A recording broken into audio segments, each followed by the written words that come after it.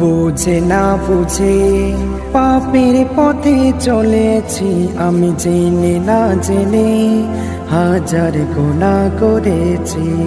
কবুল করো আমায়, তুলেছি আমি দোহা, তওবা করি মালিক তোমার কাছে দিন রাত।